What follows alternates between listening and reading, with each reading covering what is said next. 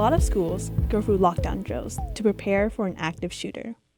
During a lockdown, teachers must secure the classroom doors and windows. It can be a scary situation. At Franklin High School in Seattle, they found a way to address one of these security measures with art. RadioActive Celia Fergali has our story. One day, I was sitting in math class. I noticed the window on the door to the classroom was covered with an intricate piece of art. It showed a forest with a sunset of reds, pinks, and yellows, and silhouettes of birds flying in the sky. I liked the art, but it also made me a little sad. It was designed to keep out an active shooter. I wish this window cover wasn't needed, but I was still curious to find out where it came from. So this one was extra tricky. It's a bunch of photographs that I took over at one of my favorite spots. This is Jeanette Bath, an instructional assistant at my school. She's the artist behind these window covers. We walked around the school together to check them out. I was pretty happy how these ones stacked up in the end. One of my favorites is a Photoshop picture of the art teacher, Mr. Dunkerley, in a dinosaur scene. I also liked Mr. Haley's. There are silhouettes of 3 saxophone players with blotches of color surrounding them. It feels like you can hear the music through the painting.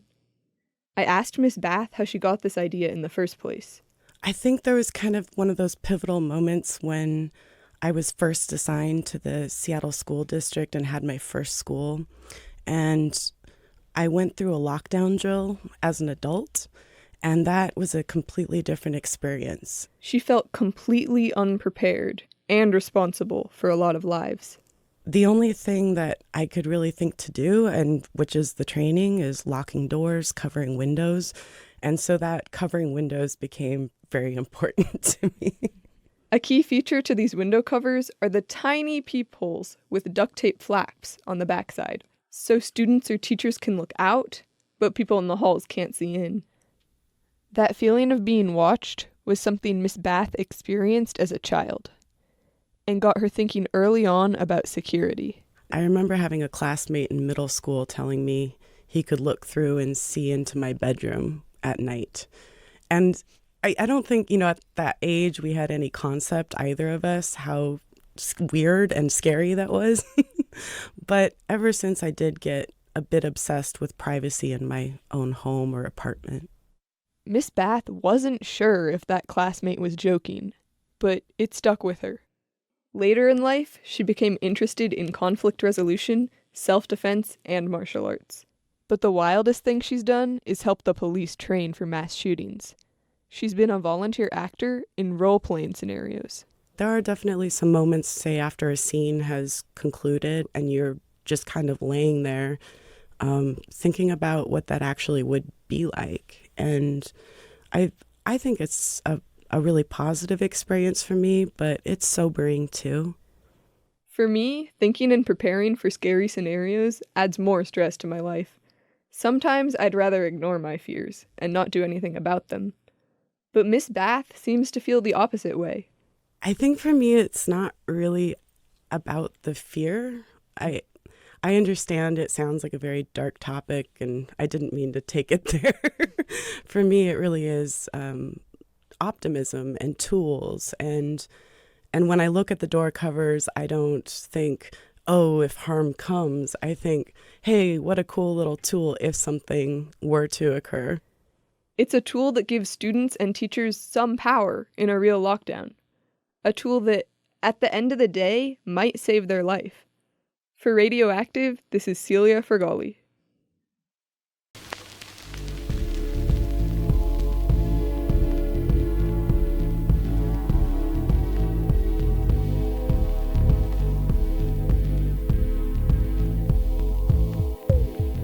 In Washington State alone, 143,000 students receive special education services. One of those students is RadioActive's Michael Schran, who shares what it's like to be a neurodiverse student in a neurotypical world. Hi, I'm a high school junior at West Seattle High School. I'm affected by a learning disability, but you wouldn't know it by looking at me.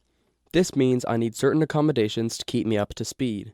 Julie Osterling is an experienced psychologist and longtime friend. So when I'm working with teens and young adults with neurodiversity, one of the most important things that I do is help them to understand that they have to spend their entire day in the neurotypical world.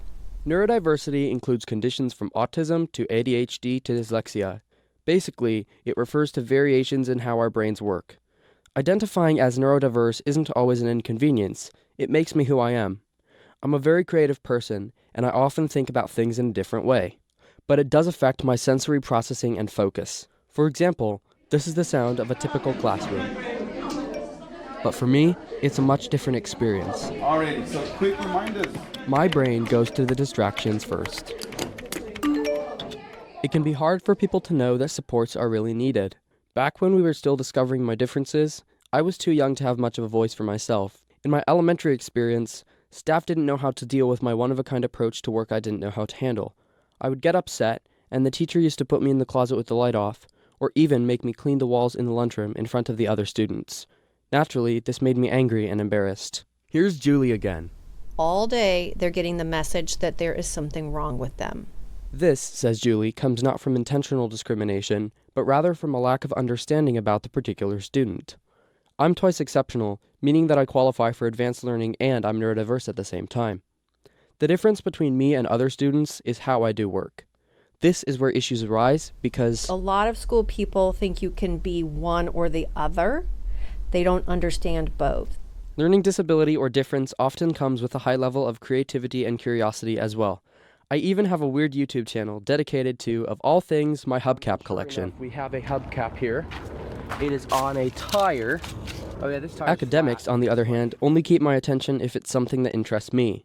Usually, I like science, English, or hands-on activities. But what I understood was that you didn't really care about tests, and so you weren't very interested. So then I re-administered the test by adding in a whole bunch of extra incentive for you. I would get a small snack or a couple of minutes on YouTube after every few questions I answered. And that's when you performed in the twice exceptional category. Producing work that reflected my ability rather than my disability was the challenging part. Over the years in various schools, it's been a slow improvement. My parents' endless advocacy, the support of some folks in the special ed program, and not to mention the support from advocates like Julie, have made it possible to overcome many of the assumptions that come with being neurodiverse. Here is an awesome special education teacher at my school.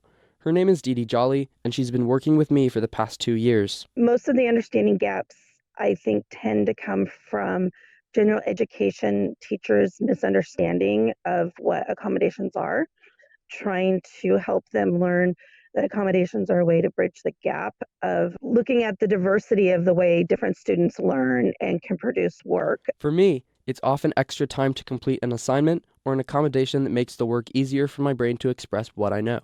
Dee has advice for students who have different ways of gathering info. She says that openly asking for support is the way to getting what you need. Utilize the people that are there to support you. Ask for ways to talk to your teachers so that teachers understand, like, I'm not trying to get out of the work, but I'm trying to figure out how I can get this work done that best fits me. And finally, make sure to always remember your value to the community, at school or anywhere else you go. Keep working towards your potential, even when bottlenecks get in the way and that effort gets difficult. You're awesome.